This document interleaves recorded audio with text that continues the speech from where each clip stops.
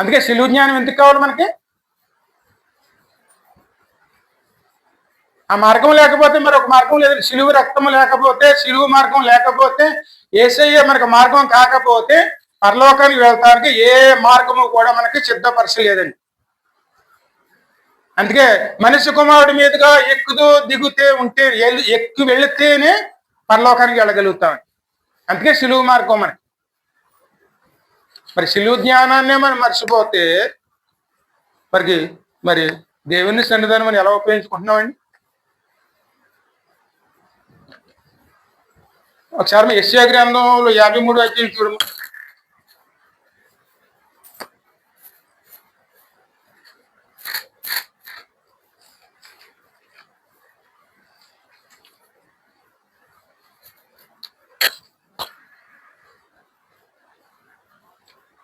మూడవ వచనం నుంచి.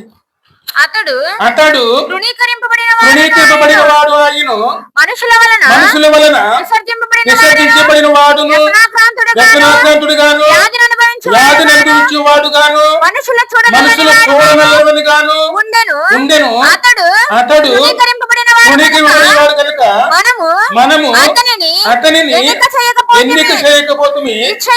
నిశ్చయముగా అతడు మన రోగములను భరించెను, మన వ్యసనములను వహించెను. అయినను కొత్తబడిన వాని గాను, దేవుని వలన బాధింపబడిన వాని గాను, శ్రమనొందిన వాని గాను మనం అతనిని ఎంచితిమి.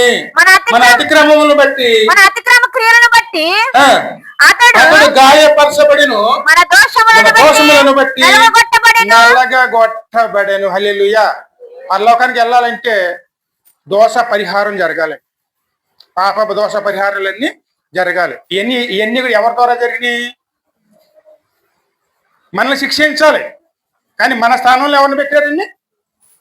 తన కుమారుని పెట్టి ఆయన శిక్షించి పాప పరిహారం చేసి ఆయననే ఒక మార్గం, అంటే పాపంలో విడిపించాడు కాబట్టి ఆయన ఒక మార్గం కింద ఆయన ఆధారం చేసుకుని పరలోకం వెళ్ళాలి. ఎందుకంటే మనకున్న సాక్ష్యం ఏంటంటే యేసయ్య నా పాపాలు క్షమించాడు కాబట్టి పరలోకం వెళ్తున్నాను. ఆ సాక్ష్యం లేకుండా పరలోకం వెళ్ళమండి. ఆయన మన కోసం గాయపరచబడ్డారు, మన కోసం శిలువ మీద వేలాడారండి.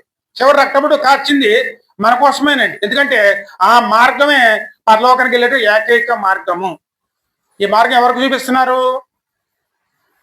అక్కడ యాకోబుకండి. నువ్వు వెళ్ళవలసిన మార్గం ఈ మార్గమేనండి. అక్కడ యాకోబే కాదండి, మనం కూడానండి. మనం వెళ్ళవలసిన మార్గం ఆ మార్గమేనండి. లోకలు వెళ్తున్నారు కదా అనుకోవచ్చు, లోకలు వెళ్ళిన మార్గం మనం వెళ్ళవలసిన అవసరం లేదండి.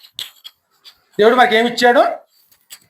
దాంట్లో నమ్మకంగాను నేను నా ఇంటి వారుగా ఎలాగైతే అక్కడ యెహోషువ సాక్ష్యం చెప్తున్నారో ఆ సాక్ష్యాన్ని పొందుకునే వారమే యేసే సహవాసంలో మనం ముందుకెళ్లే వారునే ఉండాలి. కుటుంబం ఎక్కడ ఉండాలి? మందిరములో ఉండాలి. ఖచ్చితంగా ఎవరు ప్రార్థన చేయాలి? అమ్మా మీరు చేయాలా లేకపోతే వేరే వాళ్ళు వచ్చేస్తారా?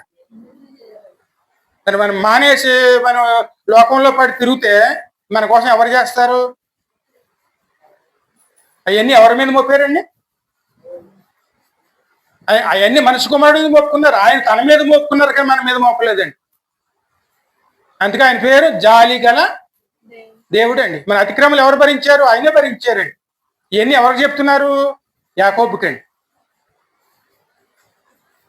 యాకోబు మోసగాడే, కానీ ఈ రోజు నుంచి ఆయన మోసగాడు కాదండి,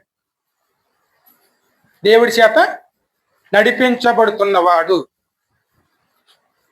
చిన్న వాక్యం దీవించి ఆశీర్వించబడును గాక.